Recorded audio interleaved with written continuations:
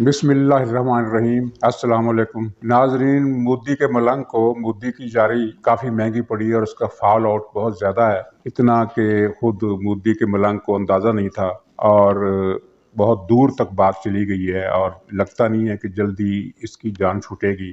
रद्द-ए-अमल जो था वो तकरीबन हर दर्जे से आया है, आप इशारा समझ जाए कि कहाँ से आया है। लेकिन इससे पहले इसके बारे में जो कुछ नई मालूमात मिली हैं वो मैं शेयर करने से पहले इसके कुछ पस मंज़र आपको याद करा दूं कि ये कोई नई बात नहीं है। बहुत सारे लोगों के लिए ये इक़दाम हुकूमत का गैर मुतवक्को था, लेकिन असल में ये सिलसिला काफ़ी पुराना है और एक एजेंडा है जिसके तहत ये सब कुछ किया गया। और इस एजेंडे का मकसद भी आपको इल्म है कि एशिया में, बर्र-ए-आज़म एशिया में भारत को सुपर पावर बनाना और चीन का रास्ता रोकना, इसके लिए पाकिस्तान को बहुत ज़्यादा नातवान करना ज़रूरी है, चाहे इसके हिस्से बखरे क्यों ना करने पड़े। एजेंडा ये है। तो इस एजेंडे के तहत आपको याद होगा कि खान साहब इलेक्शन से पहले, हुकूमत संभालने से पहले भारत गए थे और वहाँ मोदी से मिले थे।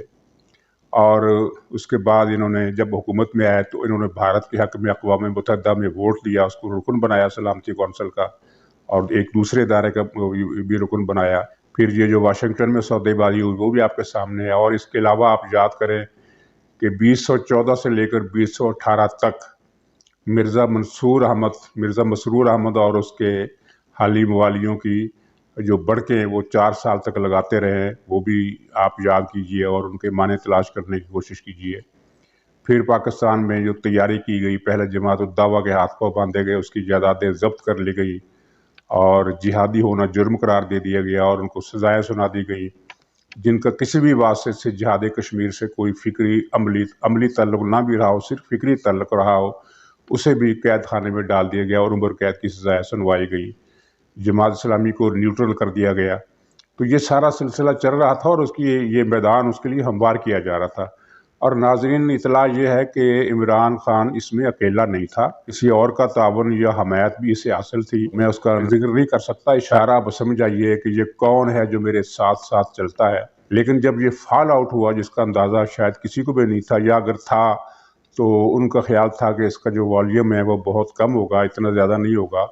जब लेकिन वो तवक्को से, अंदाज़ों से ज़्यादा हुआ, तो फिर मामला जो था वो बदल गया और खान साहब को यू टर्न लेना पड़ा। यूँ कहिए कि फिर फ़ोन आने लगे। वो जो शायर ने कहा है ना कि ख़त पे ख़त आने लगा, तो फ़ोन पर फ़ोन आए और उनमें जो मैसेज दिए गए उसके बाद उनके खान साहब के साहब जवाब दे गए और उन्होंने फ़ौरी तौर पर यू टर्न लिया और बाकायदा मीटिंग में इजलास बुलाकर ये ज़ाहिर करने की कोशिश की कि मुझे तो इल्म ही नहीं है, ये किसने ये फैसला किया। हालांकि अगर आप वज़ीर ख़जाना हम्माद हज़रत की प्रेस कॉन्फ्रेंस दोबारा सुनिए, वीडियो मौजूद है, तो उसने कहा है कि ये फैसला किया गया है, ये नहीं कहा गया कि तजवीज़ है, फैसला किया गया। और फिर फैसले की उन्होंने ज़रूरत बताई, उसकी वकालत की, उसका जवाज़ बताया। तो ये इतनी बड़ी प्रेस कॉन्फ्रेंस हम्माद हज़र ने वो अपनी सबाबदीद पर तो नहीं कर दी थी। और इक़्तिसादी राब्ता कमेटी में ये बाकायदा चीज़ पास हुई है, मंजूर हुई है, वज़ीर आज़म की सरबराही में ये सब कुछ तय हुआ।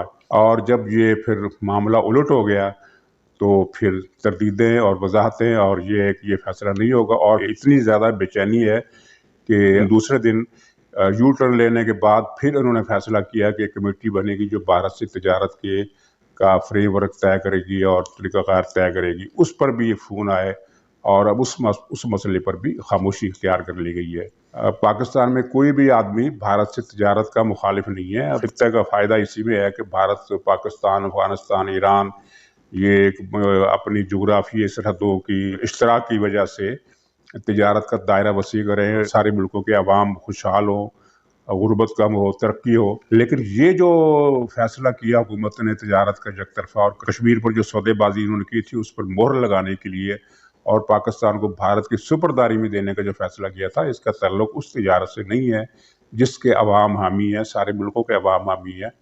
ये वो तिजारत नहीं है, ये कुछ और था।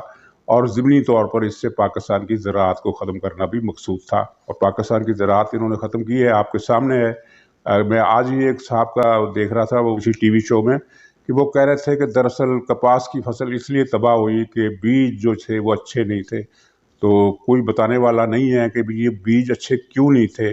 وہ ناقص بیج کہاں سے آئے تھے، کس کی سازش تھی کہ پورے پنجاب میں اور پورے سندھ کے یعنی جو کپاس کی کاشت کا جو ایریا ہے اس میں ناقص بیج جو ہے وہ خود بخود تو نہیں پھیلائے گئے، بیچے گئے، حکومت کا کنٹرول ہے اس سارے معاملے پر۔ یہ ساری چیزیں اب لوگوں کی سمجھ میں آہستہ آہستہ آ رہی ہیں۔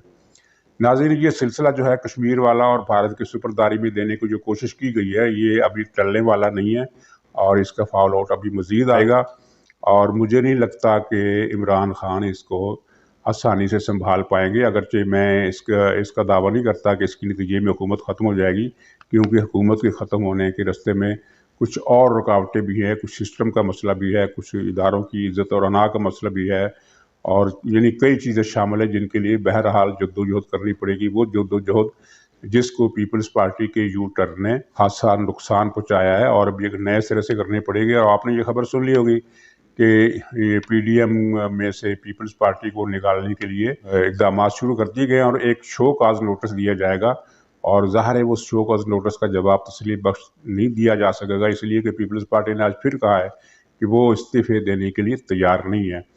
تو اس شو کاز نوٹس کے جواب میں ناکامی کی وجہ سے پیپلز پارٹی کو پی ڈی ایم سے خارج کیا جائے گا یا کیا جا سکتا ہے، اور اس کے بعد جو باقی ماندہ 7-8 جماعتیں ہیں پی ڈی ایم کی ایک نئے سرے سے سب بندی کر کے اپنی تحریک کا دوبارہ سے آغاز کریں گی، اور یہ آغاز خاصا تیز ہوگا، جس طرح کہ مسلم لیگ نے خاص طور پر فیصلہ کیا ہے کہ عید کے بعد وہ رابطہ عوام مہم چلائے گی۔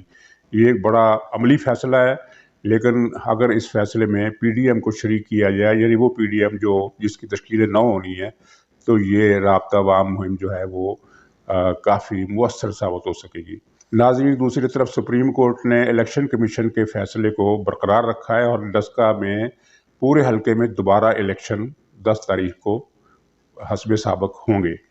یہ حکمران جماعت کے لیے خاصا صدمہ ہے، کیونکہ آپ نے ٹی وی پر دیکھا ہوگا کہ حکمران جماعت ایک دن پہلے تک یہ کہہ رہی تھی کہ جمعہ کا دن مسلم لیگ نون پر بھاری ہے اور ہمارے حق میں فیصلہ آئے گا۔ انہوں نے گویا کہ فیصلے کی پیشگی اطلاع دے دی تھی، لیکن جب یہ فیصلہ آیا تو ان کی توقع کے برعکس تھا۔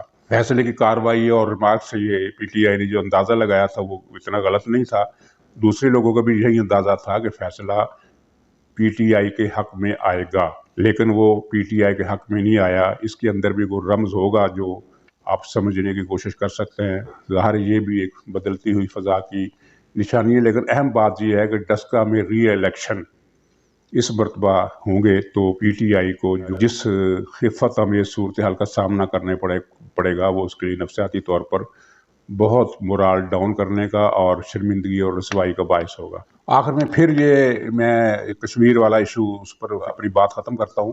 فکرہ یہ ہے کہ اگر حالات اس نہج پر آ گئے ہیں کہ اب جہاد کشمیر جو ہے وہ دہشت گردی قرار پا گیا ہے اور اس کی طرف جانا پلٹنا ناممکن ہے، لیکن بے شک یہ اب جہاد کشمیر کا زمانہ نہیں رہا، لیکن یہ زمانہ ایسا بھی نہیں ہے کہ اس میں کشمیر پر آپ سودے بازی کریں اور وہ قوم آسانی سے ہضم کر لے۔ یہ 2 سال پہلے 2.5 سال پہلے یہ ہضم کیا گیا تھا کشمیر کو، لیکن اس کا کیا کہنا چاہیے کہ مکافات جو ہے اس کا سلسلہ اب شروع ہو گیا ہے، اور مجھے جو یقین ہے وہ یہ ہے کہ یہ سلسلہ اب رکے گا نہیں، یہ کسی نہ کسی موڑ پر پہنچ کر ہی ختم ہوگا۔ ناظرین، خدا حافظ۔